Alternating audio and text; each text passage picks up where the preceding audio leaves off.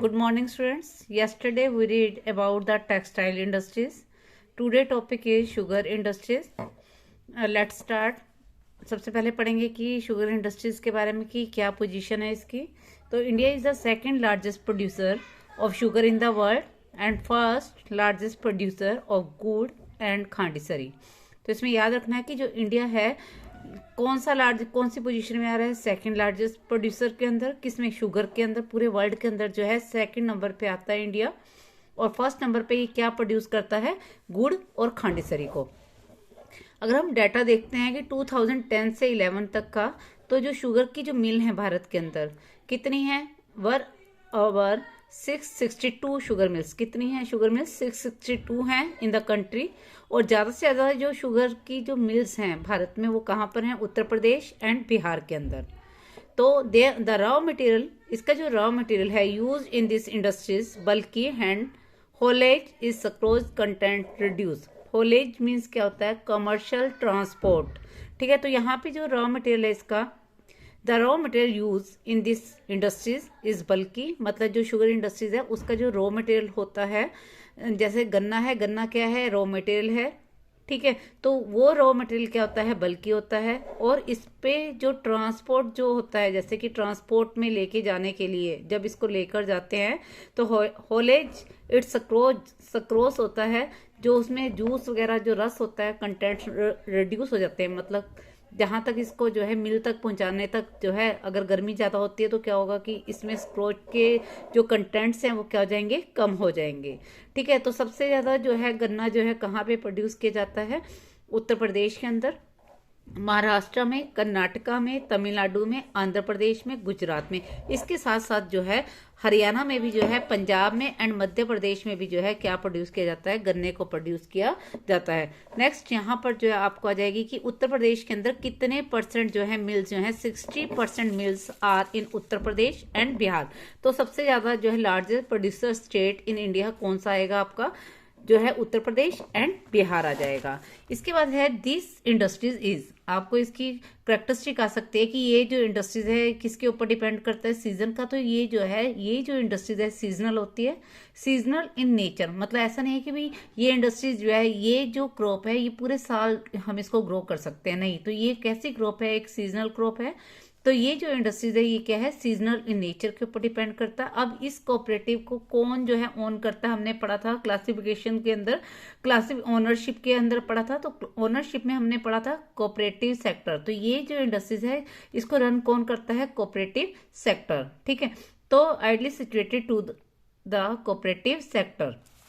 Next, अब आप very important question है कि अभी तक जो गन्ना जो प्रोड्यूस किया जा रहा था, शुगर केन जो प्रोड्यूस किया जा रहा था, वो उत्तर प्रदेश और बिहार के अंदर प्रोड्यूस किया जाता था. बट ऐसा क्या रीजन है कि अब जो गन्ना है वो शिफ्ट हो गया है साउदर्न एंड वेस्टर्न स्टेट में. जैसे कि महाराष्ट्र में सबसे ज्यादा अब गन्ने को प्रोड्यूस किया जाता है. तो हमने पढ़ा था कि जो ये गन्ना है, शुगर केन क्या है, एक सीजनल जो है नेचर के ऊपर डिपेंड करता है. तो महाराष्ट्र में क्या है, इसके लिए फेवरेबल क्लाइमेट कंडीशन जो है इसको प्रोड्यूस करने में जो है ज्यादा अच्छी है, जिस कारण से जो है अब उत्तर प्रदेश और बिहार से शिफ्ट होकर अब ज्यादा से ज्यादा जो गन्ना जो है, शुगर केन कहाँ पे प्रोड्यूस की जाती है, महाराष्ट्र के अंदर.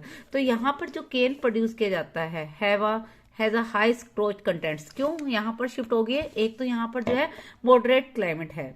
ठीक है, दूसरा फेवरेबल क्लाइमेट है. हमने कोई भी फैक्टर्स हमने पढ़े थे कि कोई भी इंडस्ट्रीज कहाँ पे सेटअप होती हैं, वो फैक्टर्स पढ़े थे. ठीक है, तो यहाँ पर जो है शुगर के कंटेंट्स जो हैं, जो स्क्रोच जो रस है उसके कंटेंट जो है महाराष्ट्र में केन में सबसे ज्यादा मिलती है. ठीक है, दूसरा क्लाइमेट कैसी है, कूलर क्लाइमेट है, जिसमें सीजन जो है, क्रशिंग सीजन ज्यादा लंबा हो सकता है. कैसी क्लाइमेट है, कूलर क्लाइमेट है. और सीजन कैसा है, क्रशिंग सीजन है. और किसके द्वारा यहाँ पर जो है इस मिल को लगाया जाता है, कोऑपरेटिव सेक्टर्स की हेल्प के थ्रू जो है इसको चलाया जाता है. The cooperative are more successful in this state. अब वेरी इंपॉर्टेंट है कि चैलेंजेस क्या है. सबसे पहला क्वेश्चन था कि इंडस्ट्री जो है कितनी है. ठीक है, कहाँ पर जो है गन्ने को प्रोड्यूस किया जाता है, कितने नंबर पे आता है ये. दूसरा, महाराष्ट्र में क्यों शिफ्ट हो गया है. तीसरा, इसके अंदर चैलेंजेस क्या है, क्या क्या सफर करना पड़ता है. तो पहला, ये जो इंडस्ट्रीज है किसके ऊपर हमने पढ़ा था, सीजनल नेचर के ऊपर डिपेंड करती है. ठीक है, पूरे साल हम इसको ग्रो नहीं कर सकते हैं. ठीक है। मेथड जो यूज किया जाता है प्रोडक्शन का वो कैसा होता है, ओल्ड मेथड यूज किए जाते हैं। अब देखो मॉडर्न मेथड यूज किया जाए तो प्रोडक्शन कैसा हो सकता है, इंक्रीज हो सकता है, बट इसके लिए हम कैसा मेथड यूज कर रहे हैं, ओल्ड मेथड यूज कर रहे हैं। ट्रांसपोर्ट फैसिलिटीज जो है, अगर मान लो ट्रांसपोर्ट डिले हो जाए तो यहाँ पे सुक्रोज के कंटेंट्स क्या हो जाएंगे, रिड्यूस हो जाएंगे, ठीक है। जिस कारण से जो है फैक्ट्रीज में चैलेंजेस क्या फेस करनी पड़ती हैं, ट्रांसपोर्ट कैसा हो जाता है, डिले हो जाता है कहां पर पहुंचने में, केम टू द फैक्ट्रीज के अंदर। तो ये सबसे बड़ी चैलेंजेस है। नेक्स्ट हमारा है क्लासिफिकेशन के अंदर मिनरल बेस्ड इंडस्ट्रीज के बारे में पढ़ेंगे। अब इसके नाम से ही क्लियर हो रहा है, बेस मतलब आधार, मिनरल्स के, those industry depend on the raw material of the minerals, ठीक है। वो इंडस्ट्रीज जो किसके रॉ मटेरियल के ऊपर डिपेंड करती हैं, मिनरल्स के बेस पर। तो सबसे पहले हमारी industries that use minerals and metals are raw material, वो इंडस्ट्री जो कैसे रॉ मटेरियल को यूज करती हैं, मिनरल्स के एंड मेटल्स के, उन इंडस्ट्रीज को हम क्या कहते हैं, मिनरल बेस्ड इंडस्ट्रीज कहा जाता है। Those industries depend on the raw material of the minerals are called a mineral based industries. Clear. तो नेक्स्ट फर्स्ट इज कौन सी इंडस्ट्रीज है, iron and steel industries is a mineral based industries. अब आपको एक क्वेश्चन भी आ सकता है कि आयरन एंड स्टील इंडस्ट्रीज कैसी इंडस्ट्रीज है, एक बेसिक इंडस्ट्रीज है। हमने पढ़ी थी कि बेसिक इंडस्ट्रीज क्या है, कंज्यूमर इंडस्ट्रीज क्या है। तो बेसिक इंडस्ट्रीज क्या होता है, जिसका रॉ मटेरियल क्या होता है, किसके लिए, अदर इंडस्ट्रीज की हेल्प करता है, मतलब डायरेक्ट उसको कंज्यूमर यूज नहीं कर सकता। तो आयरन एंड स्टील इंडस्ट्रीज कैसी होती हैं, iron and steel industries is the basic industries. Question आ सकता है कि कौन सी इंडस्ट्रीज बेसिक इंडस्ट्रीज होती हैं, तो आयरन एंड स्टील इंडस्ट्रीज क्या है, एक बेसिक इंडस्ट्रीज होती हैं। ये क्या प्रोवाइड करती हैं, it provide all type of machineries to run all the other industries. अब ये क्या प्रोवाइड करती है, आयरन एंड स्टील इंडस्ट्रीज, ये क्या होती है, हैवी इंडस्ट्रीज होती हैं, लाइट इंडस्ट्रीज भी होती हैं, ये बेसिक इंडस्ट्रीज हैं। और जितनी अदर्स जो हैं, ऑल अदर्स इंडस्ट्रीज कौन सी, heavy and light and medium, depend on it, किसके लिए, फॉर देयर मशीनरीज। अब वो कहते हैं जो हैवी और लाइट और जो मिडल इंडस्ट्रीज होती हैं वो डिपेंड करती हैं किसके ऊपर, डिपेंड ऑन इट, किसके ऊपर, आयरन एंड स्टील इंडस्ट्रीज के ऊपर, किसके लिए, फॉर देयर मशीन, अपनी मशीनों को। कोई भी अगर आपको बिल्डिंग बनाना है तब भी आपको स्टील चाहिए, कोई भी फैक्ट्रीज लगानी है उसमें मशीनों की जरूरत है, या बिल्डिंग बनानी है उसमें भी आपको क्या चाहिए, आयरन एंड स्टील। तो ये क्या होता है कि कोई भी इंडस्ट्रीज है, ये क्या एक बेसिक इंडस्ट्रीज होती हैं, ऑल द अदर इंडस्ट्रीज कोई भी हैवी मिडल लाइट, ये डिपेंड ऑन इट, किसके ऊपर डिपेंड करती हैं, आयरन एंड स्टील के ऊपर डिपेंड करती हैं, ठीक है।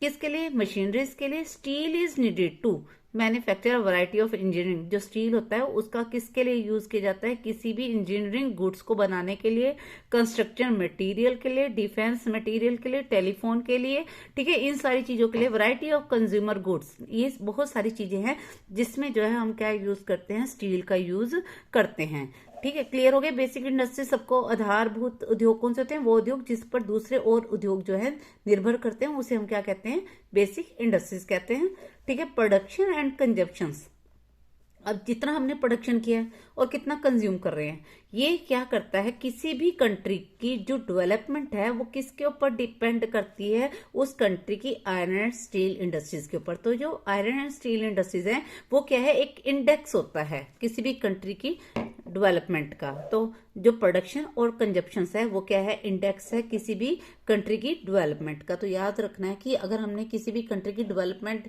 हम कहते हैं डेवलपिंग कंट्री है, डेवलप कंट्री, तो वो किसके ऊपर जो है बेस्ड होती हैं, आयरन एंड स्टील इंडस्ट्रीज के ऊपर, उसके प्रोडक्शन के ऊपर और उसके कंजप्शन के ऊपर। क्लियर। तो इंडेक्स जो है किसके लिए यूज किया है, कंपैरिजन करने के लिए, किसी भी कंट्री को कंपैरिजन करने के लिए। तो यहाँ पर जो है इंडेक्स के फॉर्म में, इंडेक्स में क्या यूज किया है, प्रोडक्शन को एंड कंजप्शंस को।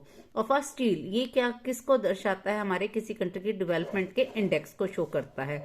Iron and steel is a, अब आयरन एंड स्टील हमने कहा था कि भी कैसी इंडस्ट्रीज है, ये हैवी इंडस्ट्री। तो याद रखना क्यों हैवी इंडस्ट्रीज है, ये भी आ जाता है कि why iron and steel industry is called a heavy industries. देखो क्यों होता है, क्योंकि इसका जो रॉ मटेरियल है, जैसे कि आयरन और इज अ क्या है, प्योरीफाई नहीं होता ये, तो ये भी क्या है, जब हम इसको एक्सट्रैक्ट करेंगे बाहर तो तब भी ट्रांसपोर्ट का जो खर्चा होगा वो कैसा होगा, ज्यादा होगा। तो रॉ मटेरियल भी क्या होगा, because all the raw material, इसका जितना भी रॉ मटेरियल होता है, अब जैसे सरिया है, ठीक है, आप उस पर भी ट्रांसपोर्ट खर्चा ज्यादा होगा, रॉ मटेरियल क्या होगा, ज्यादा हैवी होगा। और फिनिश गुड्स, ये भी क्या होगा, जो तैयार माल है, जो भी मशीनरीज वगैरह इससे प्रोड्यूस की जाएंगी वो भी कैसी होंगी, हैवी होंगी, बल्कि होंगी। तो इसलिए आयरन एंड स्टील इंडस्ट्रीज को क्या कहा जाएगा, हैवी इंडस्ट्रीज। क्यों? क्योंकि all raw material and finished goods क्या होंगी, हैवी होंगी, इसलिए इसे क्या कहते हैं, so iron and steel industries is called a heavy industries कहेंगे। ठीक है, अब आयरन एंड स्टील को बनाने के लिए हमें किन किन चीजों की जरूरत होती है। देखो, सबसे पहले आयरन ओर की जरूरत होगी। आयरन को बनाने के लिए we have need a iron ore. उसके बाद हम ऐड करेंगे उसके अंदर कुकिंग कोल। ठीक है, एंड थर्ड इज लाइमस्टोन। तो ये वेरी इंपॉर्टेंट है, 1 मार्क्स में आ जाता है आपको कि क्या क्या चीजें हम उसके अंदर ऐड करते हैं। आयरन ओर को यूज करते हैं, कुकिंग कोल, लाइमस्टोन।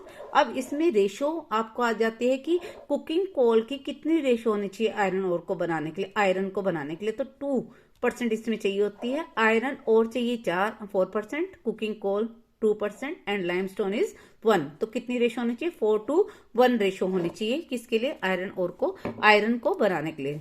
ठीक है, अब इसको स्ट्रॉन्ग करने के लिए, हार्ड करने के लिए हमें किस चीज की रिक्वायरमेंट होती है, मैग्नीशियम की। देखो, आयरन को बनाने के लिए आयरन ओर की नीड होती है, कुकिंग कोल की एंड लाइमस्टोन। इसके बाद हमें किस चीज की नीड होती है, इसको हार्ड करने के लिए magnesium are also required to harden the steel. ठीक है, स्टील को स्ट्रॉन्ग करने के लिए we have need a magnesium की भी जो है नीड होती है। Where should the steel plant be ideally located, very important कि अब हमने जो भी फैक्टर्स पढ़े हैं उसको भी हम लिख सकते हैं कि कहाँ पर, अब आ जाता है कि कहाँ पर हम जो है स्टील इंडस्ट्रीज को लोकेट करेंगे। तो इसमें मेन फैक्टर्स ही आ जाएंगे, क्या क्या करना है। जैसे कि फिनिश, ये हैवी इंडस्ट्रीज है तो हमें याद रखना है कि इसमें सबसे मेन क्या होगा, ट्रांसपोर्ट का कॉस्ट। ठीक है, तो हम इंडस्ट्रीज कहाँ पे सेटअप करेंगे, जहाँ पे रॉ मटेरियल इजीली अवेलेबल हो जाए और ट्रांसपोर्ट खर्चा जो है, कॉस्ट जो है हमारी कम हो। दूसरा, मार्केट जो है इजीली जो है उसके आसपास ही हो। तो finish product also need efficient transport network, ठीक है, for their distribution to the market and consumer. तो सबसे पहला पॉइंट क्या होना चाहिए, कहाँ पर जो है हम इस इंडस्ट्रीज को सेटअप करेंगे जहाँ पे हमें क्या एफिशिएंट, क्या जो फिनिश प्रोडक्ट आल्सो नीड, किस चीज की नीड होती है, ट्रांसपोर्ट नेटवर्क की, जिससे जो है हम उसको इजीली कहाँ पे पहुंचा सकते हैं, मार्केट में और कंज्यूमर तक। तो यहाँ पर आ जाता है आपको कि 2014 के अंदर भारत में जो है क्रूड स्टील प्रोडक्शन जो है कितने % किया गया था, 86.5 मिलियन टन जो है क्रूड स्टील को जो है प्रोड्यूस किया गया था। अब भारत का जो है कौन सा रैंक है, 4th रैंक है। किसके लिए, क्या प्रोडक्शन करने के लिए, कि Bharat world crude steel producer है, कौन से रैंक में, 4th रैंक है भारत का। क्या प्रोड्यूस, सबसे ज्यादा क्या प्रोड्यूस किया जाता है, क्रूड स्टील प्रोडक्शन को प्रोड्यूस किया जाता है, और भारत का रैंक कितना है, 4 रैंक है। It is the largest producer. अब ये सबसे ज्यादा क्या, स्पॉन्ज आयरन को भी जो है, कच्चे लोहे को भी क्या करता है, प्रोड्यूस किया जाता है भारत में। तो it is the largest producer of, किस चीज का लार्ज प्रोड्यूसर है ये, स्पॉन्ज आयरन का। ठीक है, चाइना। इसके बाद जो है सबसे ज्यादा जो प्रोडक्शन किया जाता है आयरन का, वो कहाँ पर किया जाता है, चाइना के अंदर। तो China is the largest producer, सबसे ज्यादा लार्जेस्ट प्रोड्यूसर है किसका, स्टील का, एंड वर्ल्ड लार्जेस्ट कंज्यूमर। जितना वो कह रहा है कि जितना हमने कहा था ना, किसी कंट्री की जो डेवलपमेंट है, जो इंडेक्स है, वो किसके ऊपर डिपेंड करता है, production and consumption of steel के ऊपर। तो यहाँ पर जो चाइना है वो लार्जेस्ट प्रोड्यूसर भी है, और उतना ही वो क्या कर रहा है, वर्ल्ड लार्जेस्ट कंज्यूमर भी है। मतलब वो जो कंट्री ज्यादा कंज्यूम, मतलब कि इंडस्ट्रियलाइजेशन ज्यादा होगा। ठीक है, तो यहां से हम उस कंट्री की डेवलपमेंट को क्या कर सकते हैं, कंपेयर कर सकते हैं। तो चाइना क्या है, लार्जेस्ट प्रोड्यूसर है स्टील का और largest consumer of the steel है। अब इंडिया की में आ जाते हैं। इंडिया में पूछा जाएगा कि सबसे ज्यादा कंसंट्रेशन कहाँ पे, आयरन एंड स्टील इंडस्ट्री। तो छोटा नागपुर प्लेट्यू। तो 1 मार्क्स में आ सकता है कि कहाँ पर जो है आयरन एंड स्टील इंडस्ट्री जो है सेटअप की गई है इन इंडिया के अंदर। तो छोटा नागपुर प्लेट्यू के अंदर जो है, रीजन के अंदर जो है क्या है, सबसे ज्यादा आयरन एंड स्टील इंडस्ट्रीज को सेटअप किया गया है। तो ये भी आ जाता है कि मेन कारण क्या है कि छोटा नागपुर प्लेट्यू में ही जो है आयरन एंड स्टील इंडस्ट्रीज को जो है क्यों डेवलप किया गया है। तो क्या कॉजेज है, iron and steel industry is concentrated in and around छोटा नागपुर प्लेट्यू रीजन। क्यों है, तो सबसे पहले याद रखना है कि मिनरल्स जो रॉ मटेरियल है इजीली अवेलेबल हो जाता है, लो कॉस्ट पे। अगर कॉस्ट देखो, कोई भी प्रोडक्शन हम करते हैं तो हम उस प्रोडक्शन को बेनिफिट में कब देखें, जब उसकी कॉस्ट कैसी होगी, हाई होगी या लो होगी। तो कैसी कॉस्ट होगी, लो कॉस्ट होगी। तो वो जो है यहाँ पर छोटा नागपुर प्लेट्यू के अंदर जो है आयरन एंड स्टील इंडस्ट्री सबसे ज्यादा मिलती है। क्या, क्योंकि यहाँ पर जो है लो कॉस्ट में हमें क्या मिलती है, आयरन ओर मिलता है। ठीक है। दूसरा, यहाँ पे अच्छी किस्म का हाई ग्रेड रॉ मटेरियल मिलता है। ठीक है, हाई ग्रेड रॉ मटेरियल मिलता है। दूसरा, यहाँ पे availability of the cheaper labour मिलती है।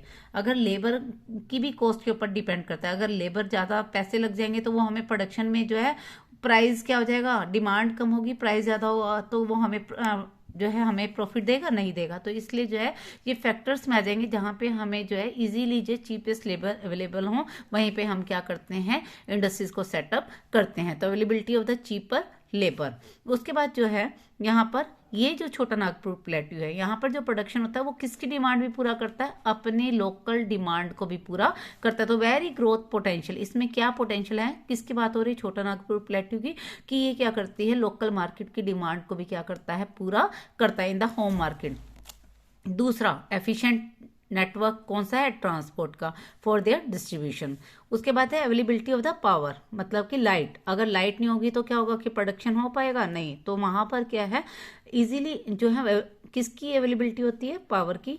ठीक है, क्योंकि इस रीजन के अंदर बहुत सारे थर्मल और हाइडल पावर प्लांट जो है पाए जाते हैं। कौन कौन से प्लांट हैं, thermal and hydel power plant मिलते हैं, जिस कारण से जो है छोटा नागपुर प्लेट्यू के अंदर जो है सबसे ज्यादा आयरन एंड स्टील इंडस्ट्री जो है पाई जाती है। तो यहाँ पे कहा जाएगा कि जो इंडिया है वहां पे क्यों फुल पोटेंशियल नहीं है, किस चीज में प्रोडक्शन होता है, आयरन एंड स्टील इंडस्ट्रीज के अंदर। तो इसका कारण लिखना है आपने कि क्या कारण है कि इंडिया में जो है आयरन एंड स्टील इंडस्ट्रीज जितनी होनी चाहिए उतना नहीं है। पहले तो high cost and limited availability of the cooking coal, हमने पढ़ा था ना कि आयरन एंड स्टील इंडस्ट्रीज के लिए we have need a cooking coal. तो यहाँ पर जो है किस चीज की कमी होती है, एक तो हाई कॉस्ट है, जितना भी प्रोडक्शन किया जाता है उसमें कॉस्ट कैसी हो जाती है, हाई कॉस्ट हो जाती है।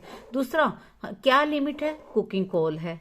दूसरा, लोअर प्रोडक्टिविटी ऑफ लेबर, क्योंकि प्रोडक्शन डिपेंड करता है लेबर के ऊपर। ठीक है, लोग कितना प्रोडक्शन, पर पर्सन कितना प्रोडक्शन कर रहा है। अगर प्रोडक्शन कम हो रहा है तो वो भी जो है क्या होगा, लो प्रोडक्टिविटी होगी। ठीक है, तो ये भी किसके ऊपर डिपेंड करेगा, लेबर के ऊपर। तो प्रोडक्शन क्यों नहीं ज्यादा, क्योंकि वहां पर जो है लोअर प्रोडक्टिविटी ऑफ लेबर है। दूसरा, बिजली के कट बहुत लगते हैं। ठीक है, इरेगुलर सप्लाई ऑफ एनर्जी।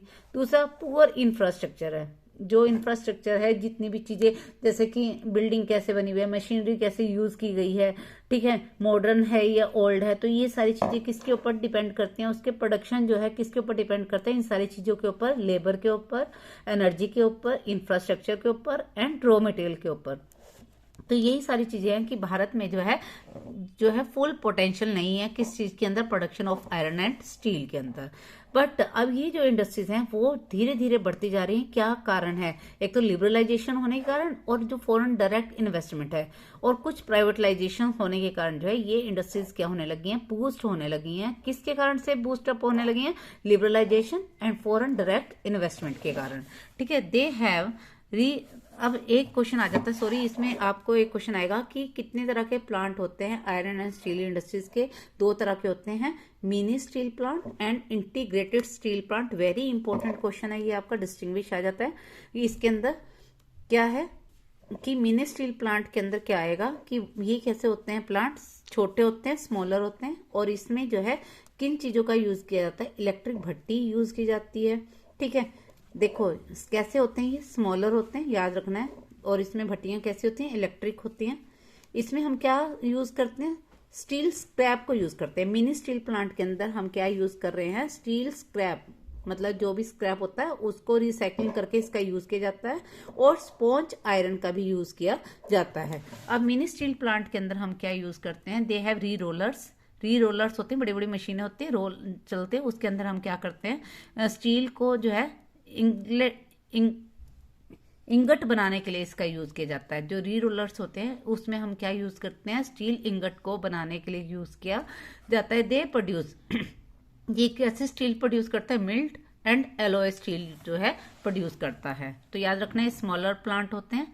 ठीक है, इसमें क्या यूज किया जाता है, इलेक्ट्रिक भट्टी यूज की जाती है, स्क्रैप यूज किए जाते हैं, ठीक है, री रोलर्स यूज किए जाते हैं इंगट बनाने के लिए। दूसरा है इंटीग्रेटेड स्टील प्लांट। क्या है ये, क्या होते हैं, लार्ज होते हैं ये प्लांट कैसे होते हैं, बड़े होते हैं, जिसके अंदर हर एक चीज handle everything in one complex, एक ही जगह पर, मतलब रॉ मटेरियल भी वहीं लेकर, रॉ मटेरियल ओर से लेके रॉ मटेरियल बनाया, रॉ मटेरियल से फिर उसमें जो भी मैन्युफैक्चरिंग की है, फिर जितना भी उसको शेपिंग की है, वो सभी जगह एक ही जगह पर किया जाता है। तो ये कैसा प्लांट है, लार्ज प्लांट होता है, जितनी भी चीजें हैंडल की जाती है everything in a one complex, एक ही जगह पर किया जाता है फ्रॉम टुगेदर, जैसे कि रॉ मटेरियल से लेके स्टील मेकिंग तक, उसकी रोलिंग तक एंड शेपिंग तक जितनी भी प्रोसेस होती है वो इसी प्लांट के अंदर जो है किया जाता है। कहाँ पर, इंटीग्रेटेड स्टील प्लांट के अंदर। नेक्स्ट इज एल्यूमिनियम के बारे में पढ़ेंगे।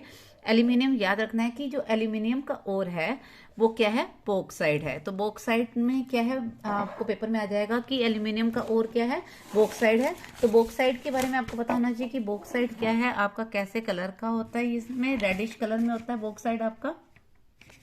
तो यहाँ पर जो है आपका बॉक्साइट के बारे, एल्यूमिनियम के बारे में पढ़ते हैं कि किस चीज के लिए बॉक्साइट क्या है, द रॉ मटेरियल यूज किया जाता है, raw material use in the, इसका यूज किया जाता है, कैसे कलर का होता है, डार्क रेडिश कलर का होता है। जो एल्यूमिनियम हमें कहाँ से मिलता है, बॉक्साइट से मिलता है, और कैसी रॉक होती है, रेडिश कलर की रॉक होती है।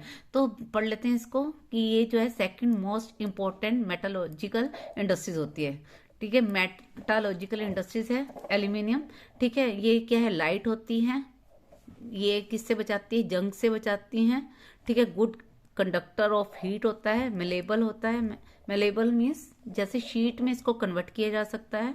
इसको स्ट्रॉन्ग करने के लिए हम क्या मिक्स करते हैं, मेटल को यूज करते हैं, ठीक है। तो ये इसकी क्वालिटी आपको आ सकती है, क्या है कि लाइट होता है ये, ठीक है, गुड कंडक्टर ऑफ हीट होता है, ठीक है, स्ट्रॉन्ग करने के लिए mix with other metal use किया जाता है। उसके बाद इसका यूज किसके लिए किया जाता है, मैन्युफैक्चर एयरक्राफ्ट को बनाने के लिए, यूटेंसिल्स को बनाने के लिए, वायर्स को। तो आपको याद रखना है कि इसका यूज किसके लिए किया जाता है, एयरक्राफ्ट, यूटेंसिल्स एंड वायर्स को बनाने के लिए।